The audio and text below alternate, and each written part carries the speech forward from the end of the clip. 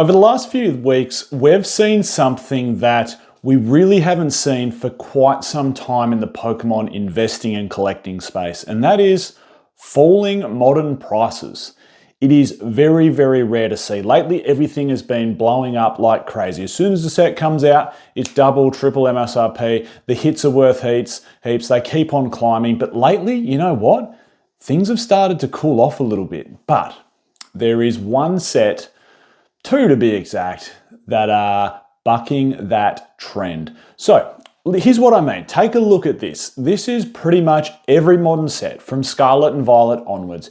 You can see I'm going to dive into all the set analytics from Scarlet and Violet base through to Mega Evolution and Phantasmal Flames, etc. And what you'll see is that every modern set, the set analytics show total set value is dropping. Now, what total set value is exactly that. It's a combination of every single card inside a set added together to get the total set value. So I guess a master set price, so to speak, excluding sort of reverse hollows, etc., and then double ups for a master set. But you get the point. And look, predominantly that value comes from the top 10 hits. And I talk about this religiously, that total set value is really, really important to sealed product pricing, and I'll get more into that a little bit later. But as you can see, we're at Scarlet and Violet base, Paldea Evolved, even a giant like 151, prices are starting to fall. Cruising through to sets like Surging Sparks, prices, believe it or not, are starting to fall. Even sets like the ones that are wrapped in nostalgia, so they've got a nice little warm blanket around them, which should protect them.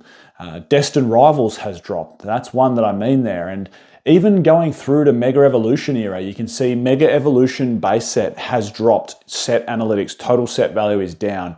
Even the big dog Phantasmal Flames with the two hit wonder set with the two Charizards in there, total set value for that has even dropped a bit. So, what are the two sets that are bucking the trend? You know what it is?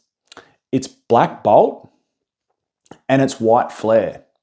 Those two sets have actually bucked the trend. Out of all modern sets from Scarlet and Violet base onwards, including all the way up to Phantasmal Flames, they are the only two sets that are bucking the trend and haven't seen a retraction in price.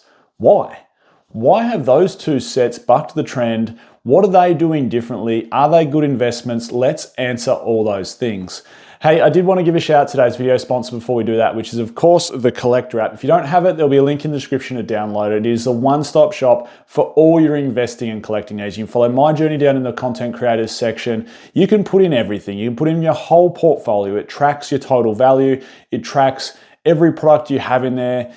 You can look at market value, you can look at set analytics, you can see the top hits inside a set, you can see what's moving, you can see what you've spent versus what your whole portfolio is worth. You can make trades on there and it'll tell you whether they're fair trades now. It's the one-stop shop, and as a pro user, it unlocks so many more features with heaps and heaps of cool giveaways. So I strongly suggest if you don't have the app, jump on board. Again, there'll be a link in the description. So why Black Bolt and White Flare? Why have they bucked the trend? I think there's 4 reasons for this. The first one is the cards are actually sick. The set value, the set analytics comes from the chase cards. And the thing about these two sets, not only do they have some strong chase cards, you can pull the red Victini from both of them, but they also have a lot of depth. So you've got sort of, 3 or 4 banger hits inside each set, depending on which one you're talking about, whether it's White Flare or Black Bolt. But moreover than that, you've got so many illustration rares. In fact, there's every Gen 4 Pokemon in there that has an illustration rare or special illustration rare. It's insane what Pokemon chose to do with these sets. The cards are actually phenomenal. And for that reason alone, it deserves its time in the sun. Both total set values are north of $4,000 US. That is no joke. Some of the top mid-era to modern era booster boxes, if they have total set values of $4,000 or more, they're an amazingly strong sealed product. And here's what I mean about total set value. I've said for ages, there's a very clear correlation between total set value and booster box price, or in this case, elite trainer box price. And the reason for that is solely because of the hits. Why is a sealed product valuable? Well, it's valuable because of the gambling aspect. You could pull something very expensive out of there. It's also valuable because over time it gets rarer. It's also valuable because maybe people like the artwork on the outside of the product. But the main reason, excluding the fact that it can get older and rarer, and excluding the fact that it might have nice artwork like an Elite Trainer box with Rayquaza on the front, the main reason it gets expensive is because of the chase cards. The total set value is directly correlated to future box price. And even some of the best XY era booster boxes, they don't even have total set values verging on $4,000. So that is very much testament to the first point here that the cards, the chase cards, the illustration rares, the special illustration rares, the fact we have a black and a white and a red card to pull from here, it just goes to show that these cards are actually fire. And that's one of the main reasons, in my opinion, that these sets, these sealed products, the total set value is actually bucking the trend and not either staying steady or retracing. It's either they're starting to go up even through one of the hardest times we've seen in a little while in the Pokemon investing space. Here's the second reason. The second reason is, and it sort of coincides with the third reason, the second reason is the supply isn't endless. It's just not. Like, yes, a lot is getting printed of modern stuff, but it's not endless. And one thing that comes into play here when it comes to Black Bolt and White Flare is I often look for Pokemon cards in retail spaces, whether it's online, not constantly searching, that makes me sound like all I do is sit at home and just search up sealed Pokemon card product. I do have a life well and truly beyond that. But I often, maybe 20 minutes of a night, see if there's any deals about, see if any online stores have products. And quite often I go into brick and mortar stores to see what it's about. And you know what? I've never seen Black Bolt and White Flare. Other than getting one copy of each Elite Trainer box from my local LGS, I've never seen it. The only other way I could buy some more Elite Trainer boxes was jumping onto Facebook Marketplace and working a deal with someone on their Black Bolt and White Flare booster box, Elite Trainer boxes. So, we talk about this supply and this massive print run and it just churning it out. And look, that's not to say Black Bolt and White Flare won't get reprinted. They're well and truly still inside their reprint window, but they're starting to get a little bit of age behind them now. It would be interesting to see whether they actually do get a reprint or not. But if they don't, the supply is actually starting to dry up a little bit. And as a result, it was like, where was it? It never seemed to be around. And if you compare that to some other sets like Prismatic Evolutions, even Destined Rivals getting some small booster box reprints in places like Europe, or Elite Trainer box reprints in other places, it's like they just didn't seem to get their or any reprint whatsoever, Black Bolt and White Flare. And as a result, yes, it's not the best generation, in terms of overall popularity, but it's not a bad generation by any means, or by any stretch of the imagination. And it seems to have run out a little bit, doesn't it? And that's the thing. That leads me to my third point, which is, yes, the supply isn't endless, but that's because of buying pressure. There's still buying pressure. There's people that want to chase these chase cards inside here. There's people that want to buy up the sealed product. There's people that like the singles. They're very, very nice singles. It's like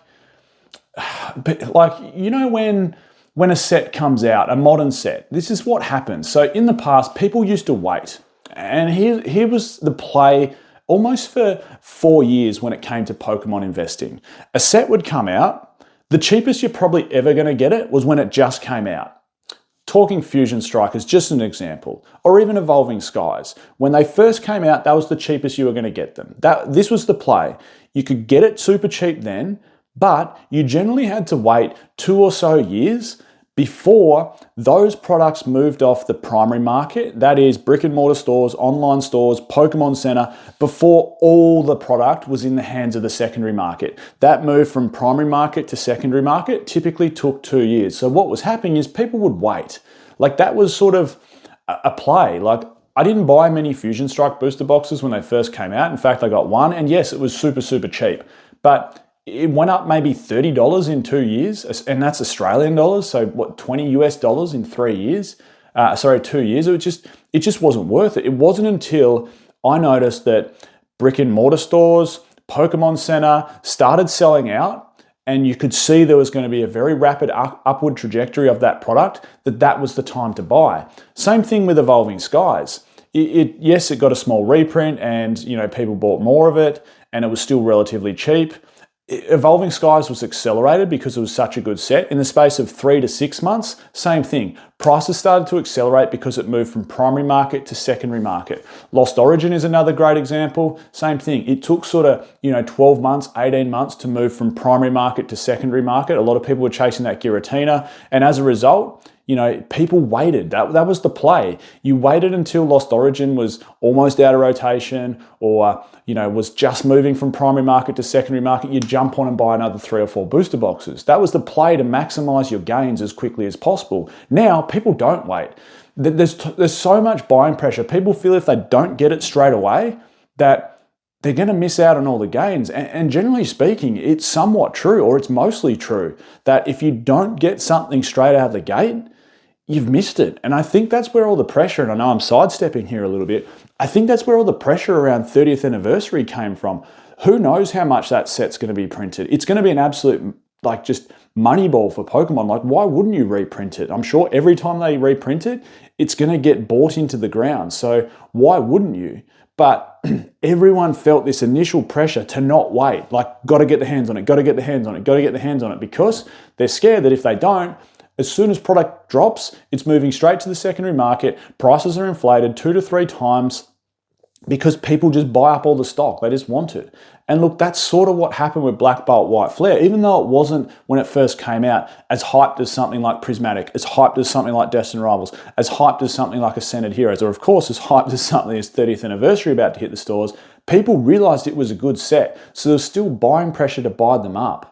And here's the here's the fourth part of the argument that I want to present on Black Bolt White Flare, and then I'll finalize the video with where to next for it, and is it still a good purchase. But I guess we have a little bit of a saying in the car industry that momentum builds momentum, and it's like sport as well. I don't know if anyone's played golf. I'm stupid and I play golf, and sometimes it frustrates me. Today, I didn't hit them all that well, but when you're hitting it well, in the sales game, when things are going well, it's like momentum builds momentum. If you're in the right headspace, if sales are going well, if you're hitting the ball well, if you play football, or if you play soccer, or if you play tennis, if you're in the zone and things are going well, momentum's going to build momentum. And I think it's the same thing in the investing space. Now look, that can come down, and I think 151's the best example of that. 151 is an interesting set because you look at it and you go, there's other sets a lot better than it, but it's backed by all this nostalgia. But it really rode this momentum chain up, in my opinion, that sometimes that momentum train just can't hold on. But at the moment, Black Bolt and White Flare, it has some momentum on its side. People are going, well, supply's dried up, there's still buying pressure on it, the cards are amazing, the artwork's cool. Why wouldn't we buy it? That momentum is still slowly snowballing that up, even though a lot of other sealed products and singles are coming down in price. So that's my reasons as to why I think Black Bolt and White Flare, and they're quite unique sets as well. I think that adds a little bit of fuel to the fire. That's why I think they haven't started to slip in price like a lot of others. So where to from here? Look, I think they're going to be great long-term investments. I wouldn't say they're in 10 years' time going to be the most sought after. That's one thing you've just got to keep in mind, is that it is only Gen 4 Pokemon. So you need to have some level of affinity to those cards, to those Pokemon, to be able to really resonate with this set. That doesn't mean it's not collectible. That doesn't mean other people won't want it. They will. But it's just a little caveat there to keep that in mind. But long term, I think this is going to be a phenomenal investment. Will it keep going up? Yes, I think it will. I've said in a few videos over the last few months that Black Bolt and White Flare are sneakily good pickups, and they seem here's my final point on them. If a product is very resilient to a falling market, just think how good it's going to be in a stronger market. So Black Bolt and White Flare, in my opinion, are fantastic investments. I think I think they're going to be great long term. If you can grab yourself some Elite Trainer boxes, if you can grab yourself some of the chase cards inside there, by all means do so. Thanks everyone so much for tuning in. Your support means a lot. I love having everyone watching and tuning into the channel. Michael, Pogi Oz, catch everyone next time.